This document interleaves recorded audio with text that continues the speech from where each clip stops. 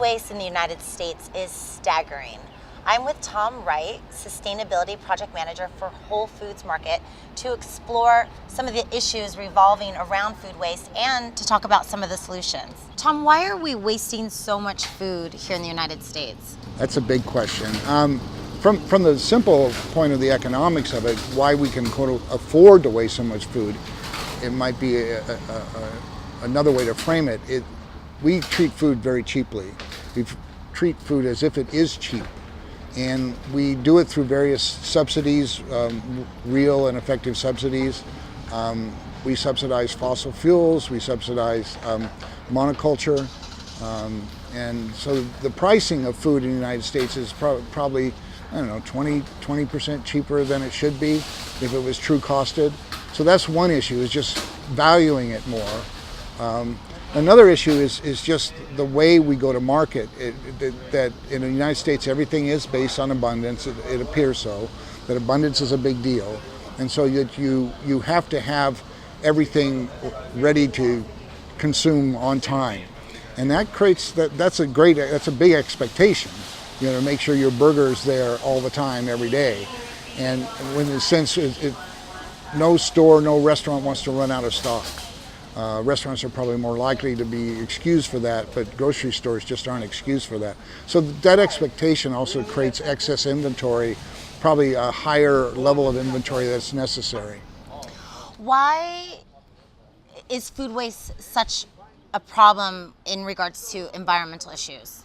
Well, if you just consider, if we're wasting, let's use the number 40%, if we're wasting 40%, that means all the ingredients, if you want, the inputs into getting that food to market are also being wasted. So that's wasted acreage, wasted water on the acreage, wasted labor on the acreage, wasted labor all the way down to through the wasting part of the food chain. There's obviously fuel wasted, space wasted, time wasted. The Japanese use a word called muda. In English, we spell it M-U-D-A, and it's the idea of any sort of waste is not good. And there's a lot of muda in the food business in the United States. I know that we've all heard about global warming and methane. You mentioned food waste that's in a landfill releases an absorbent amount of methane gas. What does that do to CH4, which is methane, is 21 times more powerful than CO2 as a greenhouse gas. So in other words, it traps more heat than CO2 does. So methane release is a greenhouse gas, and it's an issue. And so there's a lot of movement to get organics out of landfill. And by that word organics, by the way, that means any sort of green cell based stuff. It's not the same word organics when you think of Whole Foods Market as a certified organic grocer. That's a different use of the word organic. It's great to understand the problem, because from there we can work on some solutions. You mentioned some retailers are actually being really proactive about diverting food waste.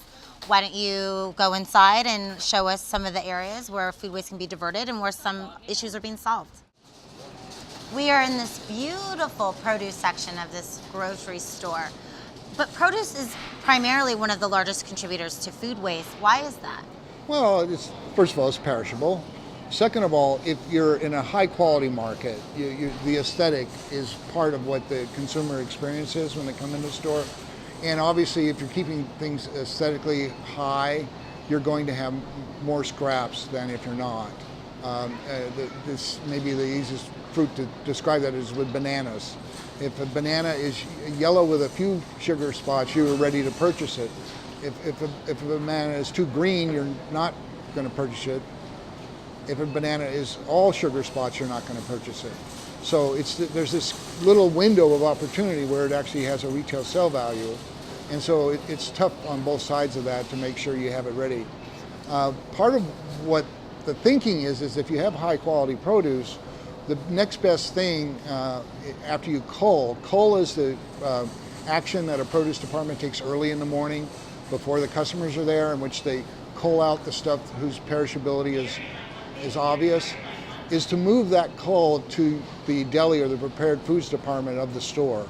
And so that department gets the cull, and that cull can be used for salads, for stews, for soups, That's a good way to make sure it doesn't become waste. So in terms of best practice for a retailer within the produce section to make sure these items aren't ending up in a landfill is to practice culling and also make sure they get over to There's got to be prepared foods. there's got to be a next life for the coal. The coal is still relatively good produce.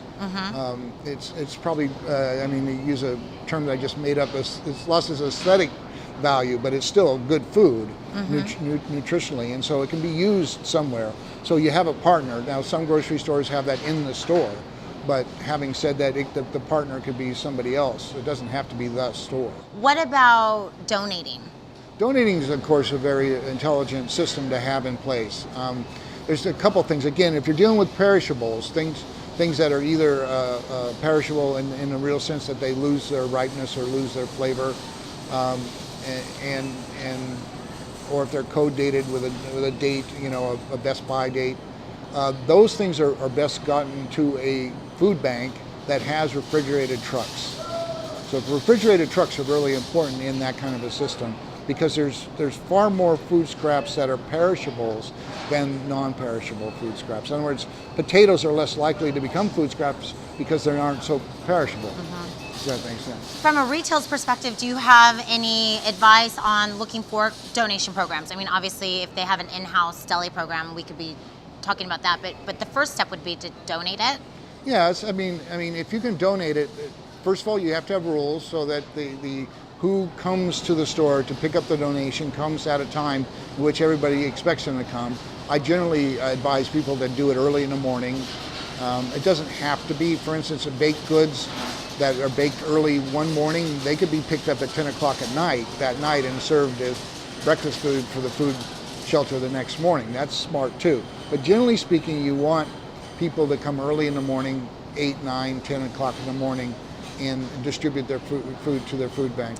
Do you think as consumers we will ever get past the aesthetic issue? I mean, we have to in part take responsibility because we would like to look at a beautiful produce section. Well, that's a great question. Let's put it this way. Retailers have tried it both ways, and the retailers that have an aesthetic orientation get a higher value from the customers. So it's like a positive reinforcing feedback loop that way. Tom, as you can see, all this produce is absolutely beautiful. I know it would be such a shame for it to end up in a landfill. How do we maybe think about produce as not waste and re-initiate how we're even thinking about food? It's a great question. We do need to reconceptualize what we call waste and make it almost obsolete, the fact that we call it waste.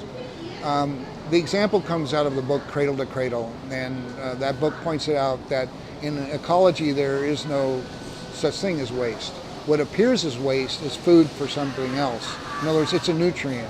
So part of teaching about this concept would be to eliminate the concept of waste in itself and to just think in terms of nutrient cycles. So this is a biological nutrient, and it's obviously good for us to eat. It's good for an animal to eat. It's good for worms to eat, some of it, and it's good for the soil to decompose in the soil. So all those outlets make it create a nutrient cycle, and that's what we prefer everybody to think of it as part of a nutrient cycle. So produce could be used for a composting cycle as a nutrient, but why is it a negative in a landfill, rotting? Well, the word rotting is not always a good word, but in the sense of the methane release, that's the worst aspect of the food rotting. Also, it's the lost value of the nutrient cycle. You lose the nutrient cycle when you're entomb it, and then you create the methane, which is a greenhouse gas, and so that cycle is a large cycle, and it's not good for humans, that cycle. It is a cycle still, by the way, it's just millennia. Right. Well, I think it's interesting to look at how beautiful the produce is, think about it as a nutrient, and then maybe you would be disposing of it differently. Yes, I mean, yes, even a residential home consumer can compost. Correct. Yeah, home composting is increasing. It's getting to be better and better. I've been home composting for 20 years now, and people comment on my tomatoes and things like that, and I just have a subtle smile and say it's because of what I'm feeding them, and they like it. It's pretty obvious. That's wonderful. So the bakery is another large generator of potential food waste. Why is that? It's a perishable. Um, they scrap. They have dough as scrap. They don't always create the right amount of dough for every single thing they're baking. This store has an in-house bakery, so they have dough scrap. And of course, bread it is only fresh basically for 24 to 48 hours. And so that also becomes donatable after the first day. What are some creative ways that a store can be thinking about utilizing their scraps in the bakery as opposed to ending up in a landfill? Well, it's okay. There's obviously around Thanksgiving, it's easy to take bread and make stuffing. But there is uses, again, a deli or prepared foods can use some bread scraps for ingredients in some food and that they offer. So that's a good outlet for that. It's better to get some value out of the scrap than no value out of the scrap. But the basic thing is, it's a famous phrase, day old bread. And so this store has a particular rescue shelter pickup at 10 a.m. every day. Their day old bread from the day before. Oh, that's great. You mentioned the Good Samaritan rule. Yeah, the Good Samaritan rule is kind of a simple rule of thumb. It's a federal rule, and it means that you can donate, if you were going to sell something, up to the day that you were going to sell it, you can donate it, and it can be used for human consumption. It's up to the receiving entity to get it to the humans before it's quote unquote unsafe. It's called a Good Samaritan rule because it takes the liability off the store or the restaurant. And by I mean, so today is a Monday. So if the date was that it was to be sold by today, today's the last day that you could give it to a food bank or a rescue house. Now, most stores have a pull date. Anything that's dated, if it's a dairy item, then the pull date usually is 2 days before the code runs out. So in other words, today, if it had today's date on it, it was pulled on Saturday. Okay, and so that's to give them time to get it out to somebody that can use it. So basically, when we're talking about the bakery section of a grocery store, almost nothing needs to be thrown away. Correct. There's no reason for that attitude at all. We want everybody to realize that baked goods are something that are very easy to donate, and they're very easy to use internally. Now, how many things you can use stale bread for in a recipe outside of the Thanksgiving season it's not normal. Thanksgiving season, there's an irony in that there's very little bread donated because internally they can use all the bread they can for stuffing. We're in the prepared food section and hot bar of the store, and this is just a great example of how a retailer can be as creative as they can think of on ways to make sure these scraps are being used as nutrients. Yes, there's a quinoa salad here behind us, and there's carrots, tomatoes, spinach, and mango in the quinoa salad, all from the morning's cold. And what about the hot bar? The hot bar, there's many things. Basically, if you see something cut up, that it has a possibility that it came from the coal. And there's nothing wrong with that. It's just incredible, great, still food that we can eat. Yes. Fantastic. Tom, we just explored and discussed ways retailers can really be creative about using their scraps and actually not needing to even recycle products because they're donating and, again, reusing. But if you are to need a recycling program for food waste diversion, in your opinion, what is best in class? There's a couple of main ways you have to think about once you've gone through the system of right-sizing your purchasing through culling and using it internally. Then you donate to humans, and then you donate to animals for pickup.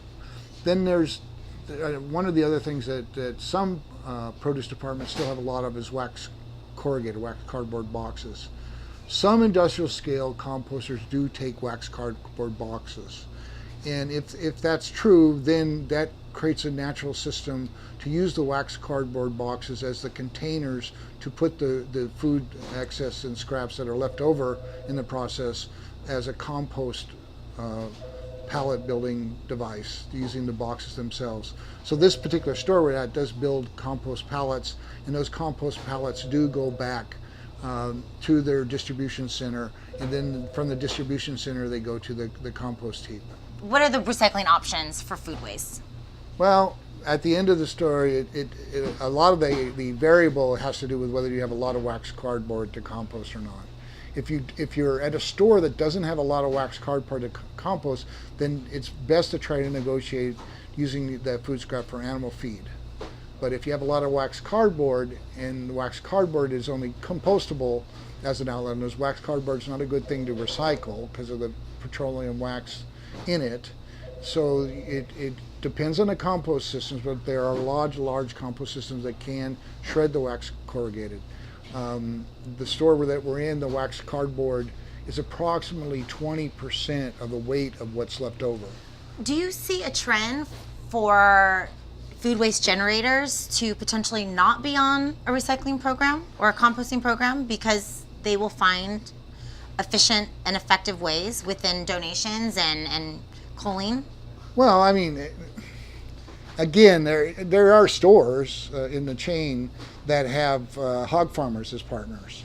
So in a sense, the hog farmer comes and gets the scrap left over, and then those same stores, they take the wax cardboard, they flatten them out, put them on a pallet, and send the wax cardboard back to the distribution center.